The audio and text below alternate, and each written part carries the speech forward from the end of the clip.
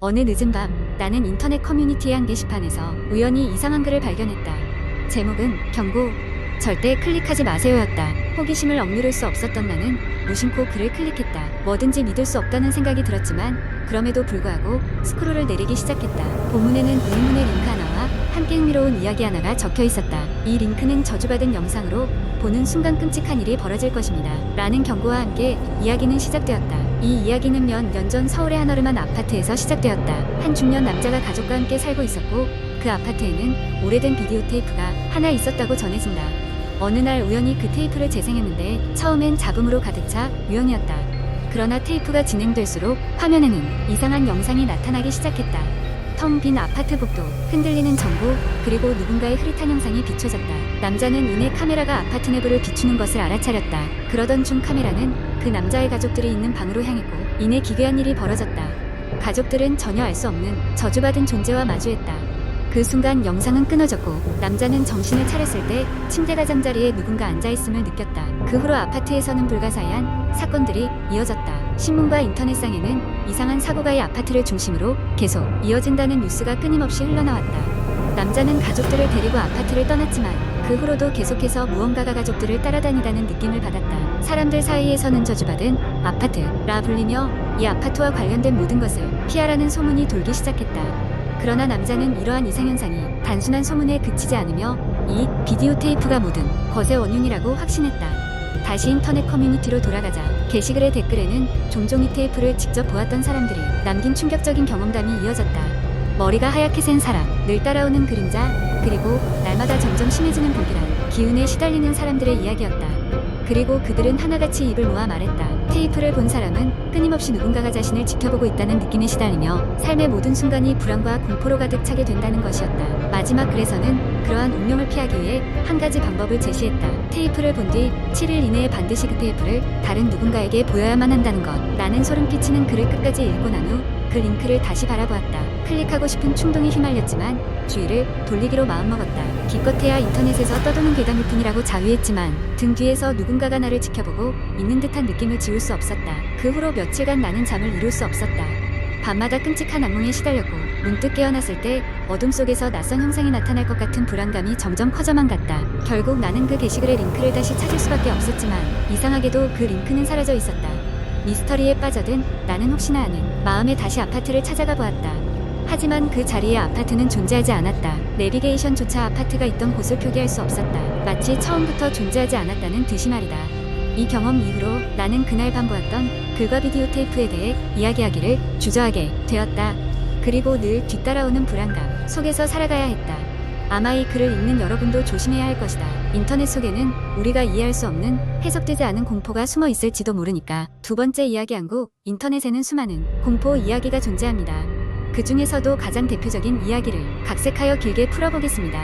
어느 평범한 대학생이 여름방학을 맞아 친구들과 함께 조용한 시골 마을로 여행을 떠나게 되었습니다. 그 마을은 아름다운 자연 경관을 자랑했지만 동시에 오래된 무속신앙과 미스터리한 전설로 유명했습니다. 특히 마을의 중심에는 한 버려진 저택이 있었는데 마을 사람들은 그곳을 귀신 나오는 집이라 부르며 누구도 접근하지 않았습니다. 대학생들은 이런 이야기에 반신반의하면서도 호기심에 가득 차 저택을 탐험하기로 마음먹었습니다.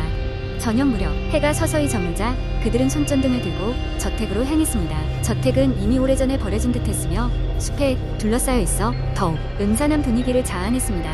저택에 다다르자 그들은 문이 삐그덕거리며 열리는 소리를 듣고는 긴장감이 감돌았습니다. 내부는 어두컴컴하고 서늘했습니다. 벽에는 오래된 그림과 장식품들이 먼지에 쌓여 있었고 바닥은 썩어 들어가 발을 디딜 때마다 끼익 소리가 났습니다. 그들은 서로를 격려하며 더 안쪽으로 발걸음을 옮겼습니다. 그러던 중 한 친구가 갑자기 비명을 질렀습니다. 그의 앞에는 낡고 찢어진 인형이 놓여 있었는데 인형의 눈에서 무언가 검은 액체가 흘러내리고 있었습니다. 다른 친구들은 이 모습을 보고 등골이 오싹해져 다시 한번 저택을 탐색하는 것이 맞는 선택이었는지 의문을 가졌습니다. 하지만 이미 여기까지 온 이상 탐험을 멈출 수는 없었습니다. 그들은 용기를 내어 2층으로 올라갔습니다. 2층은 더욱 음산했습니다. 벽에는 오래된 가족 사진들이 있었는데 사진 속 인물들은 눈이 모두 지워져 있었습니다. 그들은 점점 공포에 사로잡히기 시작했습니다. 그때 저택의 한쪽 방에서 희미한 불빛이 새어 나오는 것을 발견했습니다. 그들은 조심스럽게 그 방으로 다가갔고 문을 열자마자 오래된 촛불이 켜져 있는 테이블을 보았습니다. 테이블 위에는 누군가가 남긴 것 같은 이상한 의식 도구들과 기묘한 글자가 적힌 오래된 책이 놓여 있었습니다. 방 안의 공기는 무겁고 차가웠으며 숨을 쉴 때마다 목구멍이 아릴 정도였습니다. 그 순간 방 안의 창문이 갑자기 열리며 강력한 바람이 불어왔습니다. 촛불이 일렁이더니 방 안은 잠시 암흑으로 변했습니다. 바람이 잦아들자 다시 불빛이 돌아왔지만 그들 중 한 명이 사라진 것을 깨달았습니다. 남아있는 친구들은 급히 주위를 살피기 시작했습니다. 그러나 그들의 친구는 어디에서도 찾을 수 없었습니다. 공포에 질린 친구들은 서둘러 저택을 빠져나가기로 결심했습니다. 저택을 벗어나 마을로 돌아온 후 그들은 사라진 친구를 찾기 위해 마을 사람들에게 도움을 요청했습니다. 마을 사람들은 그 이야기를 듣고는 그 친구가 전설 속 귀신에게 잡혀갔을지 모른다며 걱정했습니다. 사람들은 귀신 나오는 저택에 들어가면 그 집에 사는 영혼들이 사람의 영혼을 빼앗아 간다고 경고했습니다. 그들은 대수롭지 않게 여겼던 무속신앙과 전설이 사실일지도 모른다는 생각에 두려워 떨었습니다. 결국 경찰이 동원되어 저택을 수색했지만 실종된 친구의 흔적은 어디에서도 발견되지 않았습니다. 그날 이후 저택은 더 철저히 봉쇄되었고 마을 사람들은 그 이야기를 금기시하며 입 밖에 내지 않게 되었습니다. 한편 남겨진 친구들은 죄책감과 두려움 속의 그날의 기억에서 벗어날 수 없었으며 오랫동안 그 일을 잊지 못했습니다. 그 후로도 귀신 나오는 저택에 얽힌 이야기는 계속해서 도시 전설처럼 전해졌고 용기 있는 몇몇이들이 탐험을 시도했지만 같은 일이 되풀이된다고 전해졌습니다. 마을은 여전히 의문의 사건들로 인해 잊을 수 없는 오싹한 장소로 남아있게 되었습니다. 세 번째 이야기. 몇 년 전 나는 고등학생 시절을 보내고 있었다. 학교 생활은 평범했고 별다른 사건 없이 하루하루가 흘러갔다. 하지만 그해 가을 친구들과의 모험이 내 평생 잊지 못할 기묘한 경험으로 남게 되었다. 어느 날 학교가 끝나고 나와 3명의 친구들은 어디선가 소문으로 들어온 폐가에 가보기로 했다. 그곳은 우리 학교에서 조금 떨어진 작은 마을 외곽에 위치해 있었다. 오랜 시간 동안 아무도 살지 않았고 이상한 소리와 그림자가 목격된다는 기이한 소문 때문에 사람들의 입에 오르내렸던 곳이었다. 저녁 무렵 우리는 손전등과 카메라를 챙겨 폐가로 향했다. 해가 지면서 하늘은 붉게 물들었고 공기는 서늘해졌다. 폐가에 도착했을 때 우리는 그곳이 정말로 소문대로 을씨년스러운 분위기를 풍긴다는 것을 느꼈다. 잡초가 무성하게 자란 앞마당과 조금씩 내려앉고 있는 처마 그리고 그늘진 창문들은 우리가 들어서기를 기다리는 듯했다. 떨리는 마음을 가라앉히며 우리는 집 안으로 들어갔다. 현관문은 오래된 나무로 만들어져 있었고 살짝 밀접 삐걱거리며 열렸다. 실내는 먼지로 가득했고 낡은 가구들이 희미한 달빛 아래 그 모습을 드러냈다. 우리는 각자 손전등을 켜고 방을 지나치며 이것저것 구경하기 시작했다. 그러다 우리는 거실에서 큰 벽난로를 발견했다. 이상하게도 그 벽난로 위에는 왠지 최근의 것이어 보이는 오래된 가족 사진이 걸려 있었다.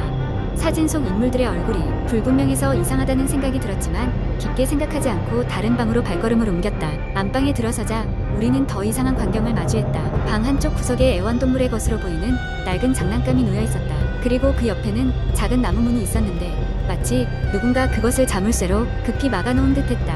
호기심이 발동한 우리는 문을 열기 위해 힘을 모았다.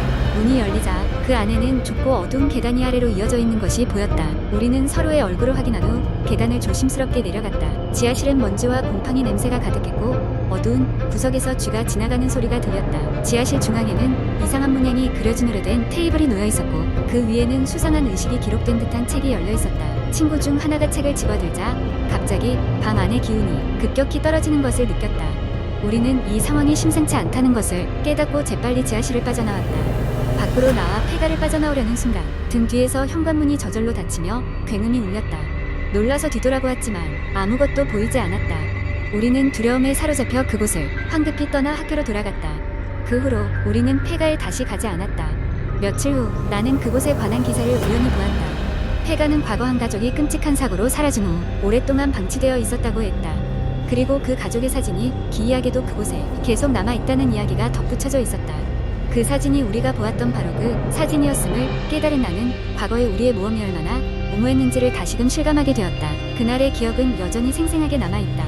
누군가는 단지 우연한 일들이 모여 있었던 것이라 말할지 모르겠지만 우리 모두에게 그날의 경험은 폐가에 대한 신비롭고 기이한 두려움을 확신하게 만들어주었다. 나는 여전히 가끔 친구들과 만나 그 이야기를 꺼내놓지만 이제는 다시 그곳에 갈 용기가 나지 않는다.